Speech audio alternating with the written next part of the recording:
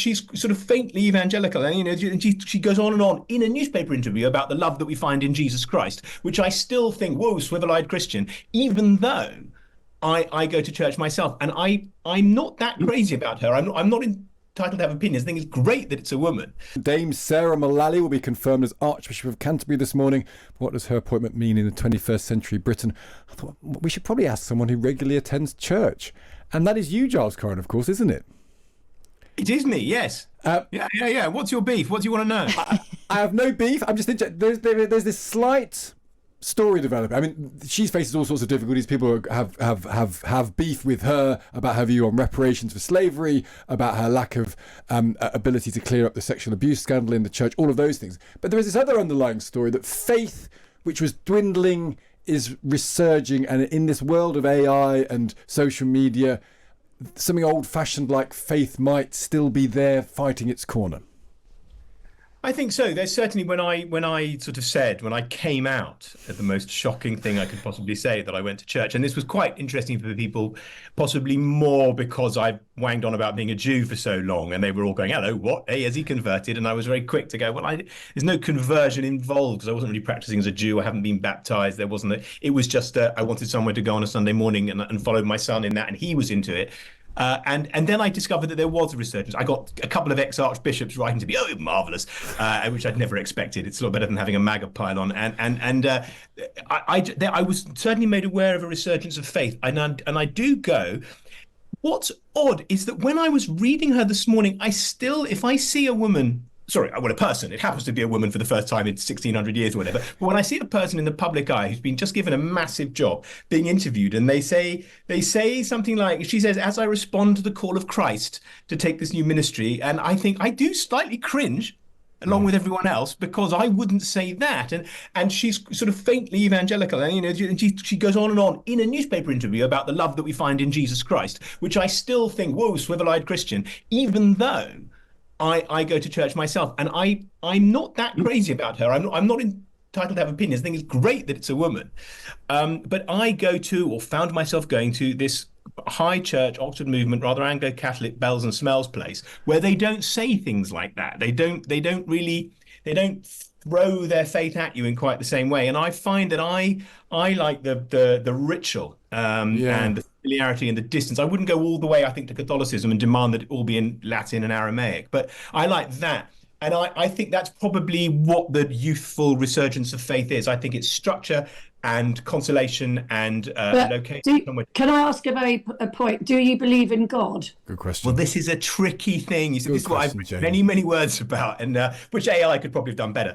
It is. I don't not believe in God. I find atheists the most boring people in the world, and I'm endlessly telling you their arguments for there not being a God, and that's easy. Come on, Jane, as a polemist, you sit down, argue against God, easy. Argue for God, really quite difficult, unless you resort to kind of fire and brimstone, or hold up and flower and go, look at the magic, that couldn't be coincidence. There are a lot of, we all know who they are. We know who we're talking about. These people who've been writing books. I'm an atheist, actually. It's really interesting. And you go, oh, bog off. That isn't interesting. So I'm looking for reasons to go to this nice old mid-19th century building with my family on a Sunday morning, a nice walk in the fresh air, chat to the very erudite and fun vicar, sing some hymns which take me back to my childhood, and then come back and have a roast dinner. And if you go, do you believe? I will go, well, I don't not believe. I don't consider it hypocrisy. But you're about the structure. It's interesting. And that Jane, as a woman, as a loose woman.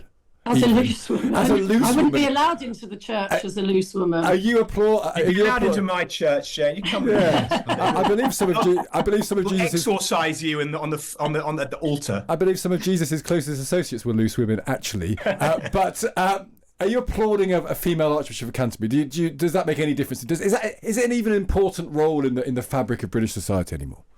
If I'm honest, personally speaking, I couldn't care less.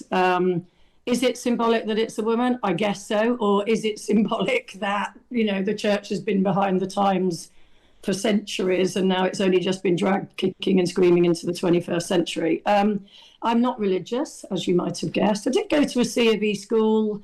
It was morning assembly, a little bit of light religion sprinkled on your cornflakes and whatever. But I guess it taught me values. I have values in life. I know, morals, right from wrong, etc. But I don't go to church. But equally, so I suppose if you said to me, "Are you an atheist?" I would say yes, but I'm not a practicing atheist. I'm not sort of like thrusting my opinion at you about it. Equally, and I like the fact that Giles, I would imagine that whatever he gets from it, he's not going to sit down and preach to me about why I should go to church. But I think that the social media aspect is quite interesting, because I think a lot of young people that might be sort of rediscovering it in terms of an online faith, if you went out on the street and prodded them and said, "Who is the new Archbishop of Canterbury?" they wouldn't have the faintest clue. The relevance of the church in people's lives is an ongoing question. I think it's a really fair point. Well, Jane, Giles, we've run out of time to talk about ghosts, which I think Stig Abell's very happy about. I don't believe in those either. Oh, what? Giles, go on then. Do you believe in ghosts, Giles? Only the Holy Ghost. No, I don't. No, I don't. Bore off, Giles. Oh, Giles, you disappoint me. I thought you might. Never mind. Jane Moore, Giles Coren, thank you very much. Great to have you with us. Funnily enough, you get a room of 4 rational people and only one of them believes in ghosts. You counted me as rational, though. I did. Wait, I think you are super rational. Do you? You think I'm irrational in my choices of things to believe in, though? I do. But would you think I was more... So if I believe in ghosts, but I don't believe in God, but then someone who believes in God but doesn't believe in ghosts, who's more rational? I think it's a very interesting point there, because you're both are supernatural. So I think the consistent point would be to believe in both or neither. Okay. So I think if you believe that the world is moved by forces that are outside our ken, it's unlikely that to be ghosts only and not something divine, isn't it? Could ghosts operate in a godless world? Is God a ghost? Well, exactly. I mean, if ghosts can exist, does that mean there needs to be something after death? And does that require a god, or could we have a godless afterlife? There you go. Questions we're grappling with this morning here on Times Radio.